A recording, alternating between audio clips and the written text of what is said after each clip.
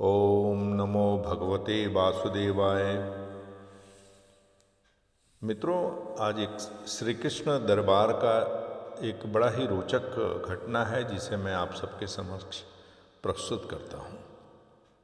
श्री कृष्ण भगवान द्वारका में रानी सत्यभामा के साथ सिंहासन पर विराजमान थे। उनके निकट गरुड़ और सुदर्शन चक्र भी बैठे हुए थे। तीनों के चेहरे पर दिव्य तेज झलक रहा था। बातों ही बातों में रानी सत्यभामा ने श्री कृष्ण से पूछा कि हे प्रभु, आपने त्रेता युग में राम का अवतार लिया था। सीता आपकी पत्नी थी, क्या वे मुझसे भी अधिक सुंदर थीं? द्वारकाधीश समझ गए कि सत्यभामा को अपने रूप का अहंकार हो गया है।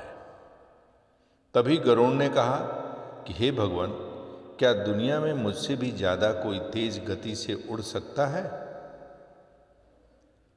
और सुदर्शन चक्र से भी रहा नहीं गया। वो अभी कह उठे कि हे प्रभु, मैंने बड़े बड़े युद्धों में आपको विजय श्री दिलवाई है। क्या संसार में मुझसे भी शक्तिशाली कोई है? भगवान मंद मंद मुस्कुरा रहे थे। वे जान रहे थे कि उनके इन तीन भक्तों को अहंकार हो गया है और इनका अहंकार नष्ट करने का समय भी अब आ गया है। ऐसा सोचकर उन्होंने गरुड़ से कहा कि हे गरुड़, तुम हनुमान के पास जाओ और कहना कि भगवान राम माता सीता के साथ उनकी प्रतीक्षा कर रहे हैं। गरुड़ भगवान की आज्ञा लेकर हनुमान को लाने चले गए। इधर श्री कृष्ण ने सत्यभामा से कहा कि हे देवी, आप सीता का रूप में तैयार हो जाएं। और स्वयं द्वारकाधीश ने राम का रूप धारण कर लिया। मधुसूदन ने चक्र को आज्ञा देते हुए कहा कि तुम महल के द्वार पर प्रवेश करने वालों को रोको और ध्यान रहे कि मेरी आज्ञा के बिना महल में कोई प्रवेश न करे। भगवान की आज्ञा पाकर चक्र महल के प्रवेश द्वार पर तैनात हो गया।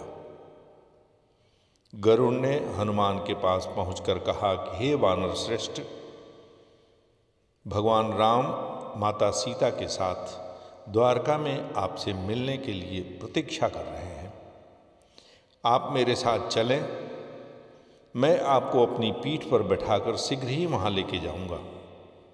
हनुमान ने विनयपूर्वक गरुड़ से कहा कि आप चलिए, मैं आता हूं। गरुड़ ने सोचा, पता नहीं यह बूढ़ा बानर कब तक पहुंचेगा।